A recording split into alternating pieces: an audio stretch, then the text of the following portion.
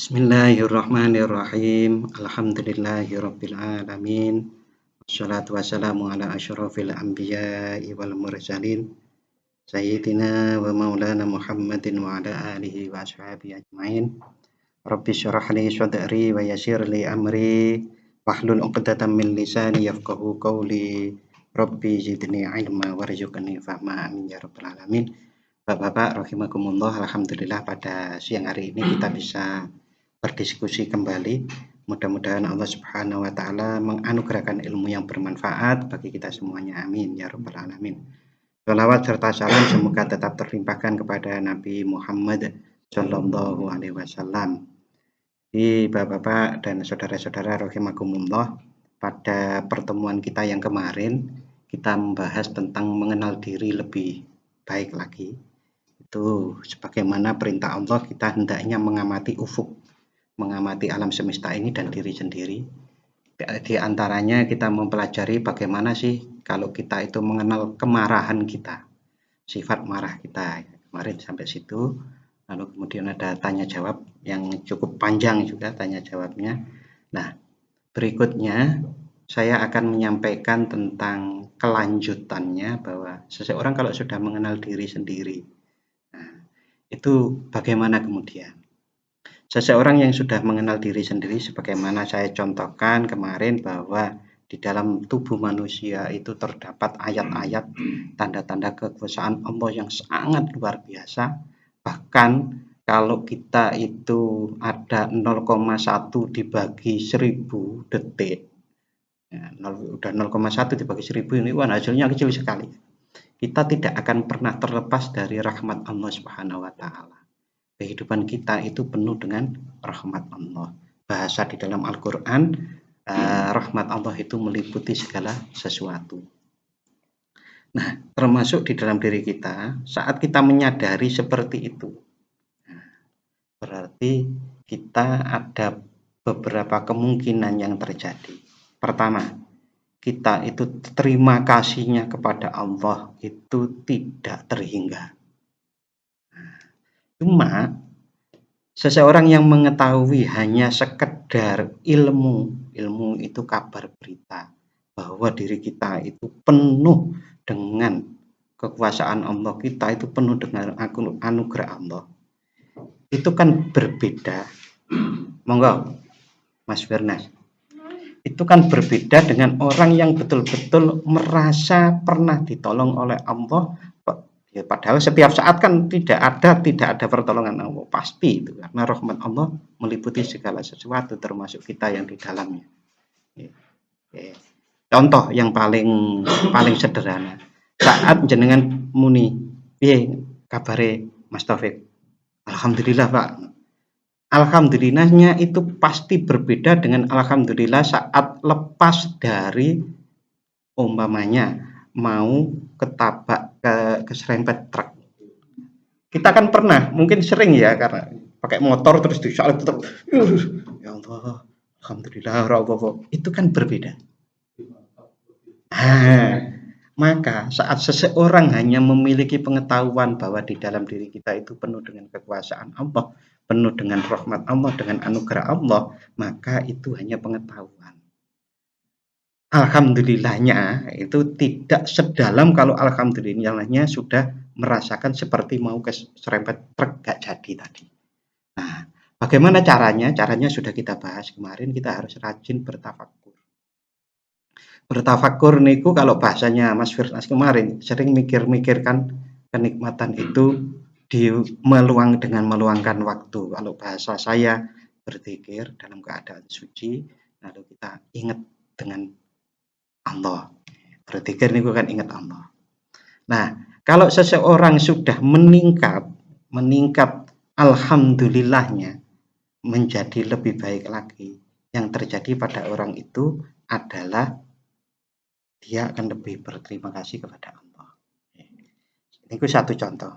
Lalu seseorang itu juga melihat bahwa di dalam dirinya ada kekuasaan Allah yang tidak terhingga yang lainnya, yaitu penciptaan Allah terhadap otak.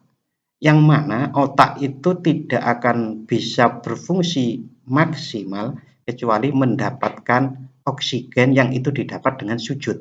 Ada atau niku nggih di dalam Al-Qur'an terdapat dan sudah dibahas para ilmuwan. Kalau mau menelusuri kembali ada di PDF yang saya bagi itu. Yang pertama PDF paling pertama. Nah, saat seseorang lebih paham, maka dia akan lebih kental pengakuannya. Oh, Gusti Allah itu memang wujud, ada. Allah itu maha kuasa. Allah itu setiap saat memberikan saya kenikmatan. Nah, maka pada saat itulah, bahasa saya coba perhatikan. Al-Quran ada di dalam diri. Maksud, saat kita sebegitu lebih kuat, diri kita, di dalam diri kita banyak tanda-tanda Allah dan macam-macam. Maka kalau kekuatannya melebihi hanya pengetahuan saja, di saat itulah yang disebut bahwa Al-Quran ada di dalam dada setiap orang yang diberi ilmu. Kalau diberi ilmunya baru pemberitaan tadi, itu baru di otak, belum di dada. Dan itu ada di dalam Al-Quran yang artinya insya Allah seperti ini, bahwa sungguh Al-Quran itu adalah ayat-ayat yang nyata yang ada di dalam dada orang-orang yang diberi ilmu. Nah, dalam bahasa syair yang dikenal dengan syairnya Gus Dur, itu tanpa tinulis iso diwaca. Tapi ilmunya yang tadi, bukan ilmu otak, tapi ilmu yang ada di dalam dada. Apa itu? Pemahaman bisa berawal dari informasi otak, bisa dari pendalaman yang melibatkan rasa, seperti rasa alhamdulillah kita tadi terhindar dari serempet truk. Pun bisa dipahami. Itu satu. Hal lain yang terjadi pada orang yang merasa di dalam dirinya penuh dengan rahmat Allah, nikmat Allah. Hal lain adalah dia bisa mencintai Allah. Nah, mencintai Allah ini seperti apa? Nah, kita saja kalau tiap hari dikasih orang duit 1 juta, umpamanya, belum pernah ada ya, tiap hari orang ngasih jenengan 1 juta. Koncone jenengan anjane ora soge-soge. Lah koncone jenengan kan saya. Nah, maka gitu. Ada loh mungkin orang yang mungkin kaya, sangat kaya itu ngasih orang lain 1 juta. Apa yang terjadi pada orang yang setiap hari diberi 1 juta? Seneng banget tuh, Pak. Seneng banget dan mungkin bisa sangat cinta itu. Apalagi selain dikasih duit, wis sume dan seterusnya. Pasti itu. Seorang anak kandung, nek nggak pernah ketemu, sekali ketemu apa langsung bisa mencintai orang tuanya? Enggak. Orang tua dicintai anaknya itu karena orang tua melakukan banyak kebaikan dan ketulusan kepada anak. Pertanyaannya, banyak mana yang diberikan kebaikan oleh Allah kepada kita daripada orang tua? Banyak Allah. Tapi mengapa kita tidak bisa secinta kepada Allah, secinta kepada orang tua kita? Karena kita belum betul-betul merasakan, memikirkan sehingga iya, tenan pokoknya Gusti Allah itu sayang nang aku. Nah, kalau sudah begitu, cinta. Banyak sekali orang-orang yang mengetahui itu tapi agamanya gak Islam. Nah, dan kemudian ngaku-ngaku, aku cinta pangeran. Termasuk kaum Yahudi, kaum Nasrani. Sehingga oleh Allah diperingatkan, Qul, katakanlah wahai Muhammad, a'udzubillahi minasyaitonirrajim, bismillahirrahmanirrahim, qul in kuntum tuhibbunallaha fattabi'uni yuhibbukumullah wa yaghfir lakum dzunubakum wallahu ghafurur rahim. Nanti bisa dicek kalau tidak salah itu ada di surat ketiga ayat 31. Menarik kan? 331. 3 niku Quran surat Ali Imran 31. Di situ disebutkan, katakanlah wahai Muhammad, in kuntum tuhibbunallah. Saat itu yang disampaikan oleh Nabi kepada orang Yahudi Nasrani. Karena mereka niku mengaku kami lebih mencintai Allah. Orang Jawa kan dulu banyak. Saya cinta ke pangeran. Nah, tetapi karena belum tahu dengan agama Islam yang sebenarnya, mereka ya masih ragu-ragu. Padahal di Al-Quran, ayat Quran surat 3 ayat 31 itu Allah pun sangat tegas. Kalau kalian mengatakan cinta pada Tuhan alam semesta ini, pencipta alam semesta dan pencipta, fattabi'uni, maka kamu ikutlah kepadaku. Ini Rasulullah yang diminta menyampaikan kepada orang-orang yang mengaku cinta kepada Allah.